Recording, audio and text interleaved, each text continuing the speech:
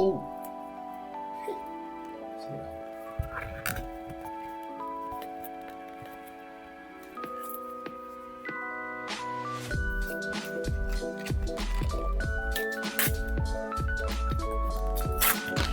I just broke it. Sorry. Anyways. Yep, I've not been unboxing. This is my first. Oh my God.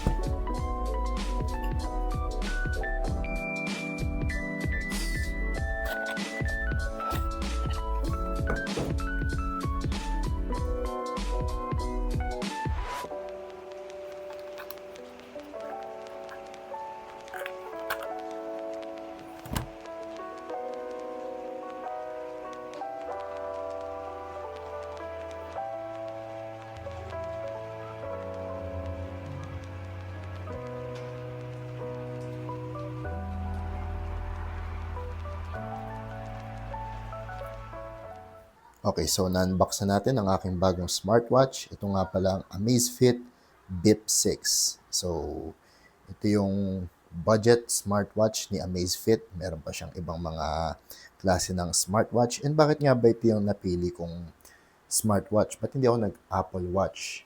Naka-iPhone naman ako.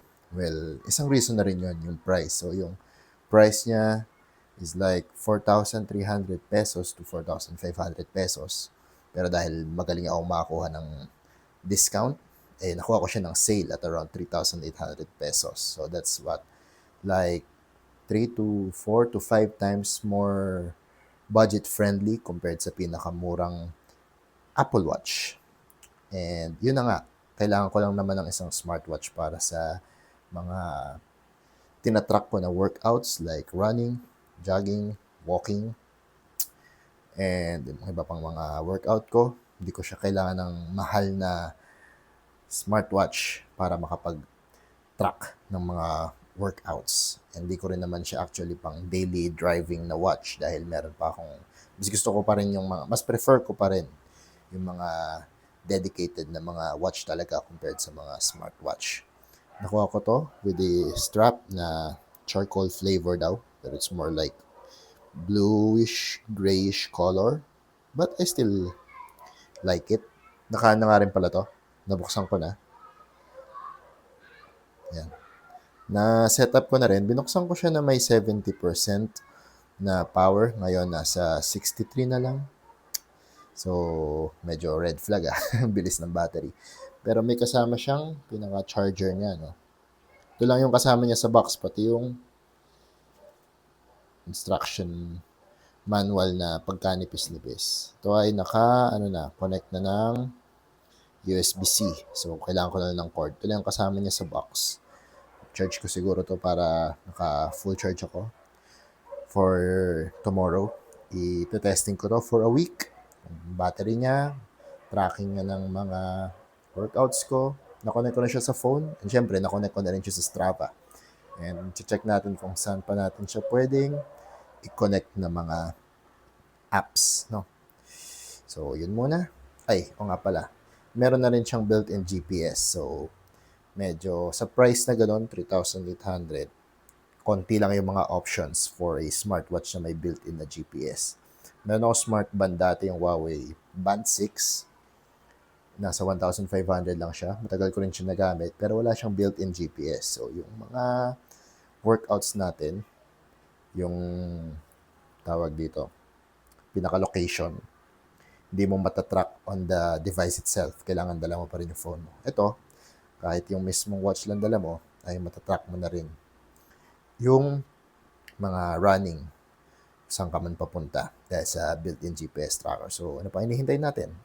Testing ko muna to, and I'll share my thoughts after a week of review.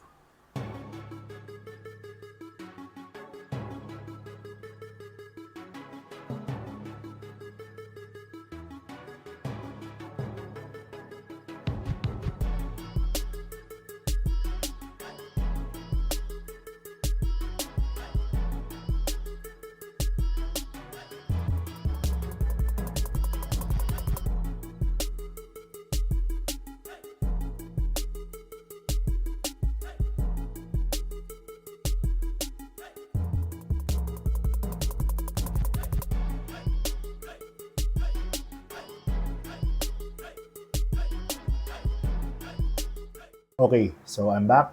After 3 months of use ng aking smartwatch na Amazfit Bip 6. And ano nga ba yung aking mga experiences with this smartwatch?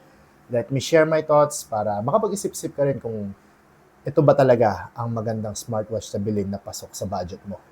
In terms ng design and build ni Amazfit Bip 6 ay siya yung typical na design ng isang smartwatch, which is yung square face na may rounded corners. Pero ang kakaiba dito kay Amazfit Bip 6 ay vertically ay meron siyang slight curve sa kanyang screen. So yun yung medyo unique sa kanyang design. Meron siyang dalawang physical button, both very customizable. And ang kagandahan dito ay kahit anong orientation naka-face yung relo mo, kahit yung button niya ay nasa kanan or kaliwa, ay pwede mo ring ma-customize based sa preference mo. Meron siyang aluminum alloy frame with fiber reinforced polymer case, kaya sobrang gaan. Yung strap naman niya, liquid silicone. Ang problema ko nga lang dito ay hindi mo siya may papatong sa surface ng flat. Meron talaga siyang space sa gitna siguro para sa charging purposes. Pero ang kagandahan sa strap niya ay customizable. Meron siyang latch sa ilalim, kaya pwede mo siyang palitan ng strap sa kung anumang kulay na gusto mo. In terms naman sa screen, meron siyang 1.97-inch AMOLED screen na mas malaki compared sa mga sinusuot ko na relo. Kaya nung una, medyo nanibago ako. Meron siyang 390 by 450 resolution and 2000 nits peak brightness. Kaya walang problemang gamitin under direct sunlight. Meron siyang bezels na medyo makapal, pero uniform naman all throughout. Kaya maganda tingnan. Meron siyang 340 mAh battery capacity, and in my usage, nakakatagal ako ng 8 to 12 days average battery life compared dun sa minamarket niya na 14 days battery life. Out of the box ay meron siyang kasamang maliit na magnetic charger na walang wire pero USB-C compatible, and yung charge ko ay tumatagal ng around 1 hour and 15 minutes from 20% to 100%. Kung features lang ang pag-uusapan natin ay siguradong mahaba pang video na to dahil loaded na loaded itong si Amazfit Bip 6. Kaya pag-usapan na lang natin yung mga nagamit ko on my 3 months with this smartwatch. Kung bibilin mo tong smartwatch na to ay paniguradong isa sa mga main reasons mo ang fitness tracking, and hindi ka mauubusan sa mga pwedeng i-track na sports dito. Meron siyang 140 plus na sports mode. Ako naman, mainly ginagamit ko siya for running, walking, and lifting, kung saan nabibilang niya yung number of reps ko. Amazfit Bip 6 runs on Zepp OS, which is very smooth and responsive, and meron din siyang sarili niyang AI assistant na ang pangalan ay Zepp Flow. Kahit naka-iOS or Android ka man, ay makokonect mo sa phone itong si Amazfit Bip 6 using the Zepp app, which is very intuitive and detailed in regards with your activities, and kung saan makaka-download ka rin ng variety of apps, offline maps, and kahit games na pampalipas oras. Ang kagandahan dito kay Amazfit Bip 6 ay pwede mo na siyang gamitin on its own dahil meron siyang sarili niyang GPS, meron din siyang Bluetooth kung saan pwede mong makonect yung headphones mo or earphones, and meron din siyang storage for your local music. Ang problema ko lang sa device na to, yung installed na music app niya, hindi gumagana for Spotify, and kailangan mo pa mag-download ng separate na app. Ang problema, yung app naman na yun ay medyo hindi rin kagandahan sa pag-control ng music mo. So, kapag tumatakbo ako, talagang dala-dala ko pa rin yung smartphone ko. So, kung ako'y tatanungin kung ano yung best feature ni Amazfit Bip 6, ito ay yung BioCharge. According sa definition on the Zepp app, BioCharge is the measure of your body energy for the entire day. So, kumbaga yung body energy natin ay yung baterya ng katawan natin na nababawasan kapag meron tayong mga activities, kung mataas yung stress natin, kung meron tayong intense na workout, and na-charge naman siya through our sleep. Kaya importante na maganda ang quality of sleep natin tuwing gabi kasi nakaka-apekto ito sa kung ano yung biocharge mo paggising mo sa umaga. Yun nga lang, kapag minomonitor mo yung biocharge mo, ay for sure na apektado yung battery life mo kasi constant use siya ni stress and heart rate monitor. Kaya rin siguro personally, hindi ko na-achieve yung 14-day battery life na marketed ni Amazfit Bip 6.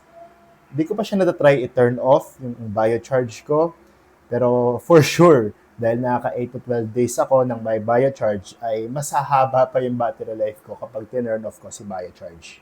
Ngayon, kung naghahanap ka ng una mong smartwatch na pasok naman sa budget pero ayaw mong gumastos para sa mga katulad nila Apple Watch, ay for sure na magugustuhan mo itong si Amazfit Bip 6. Now, di ko siya malilabel na budget smartwatch talaga kasi for me, yung mga budget smartwatch, ito yung mga smart bands or yung mga smartwatch na may basic fitness tracking pero walang GPS tracking.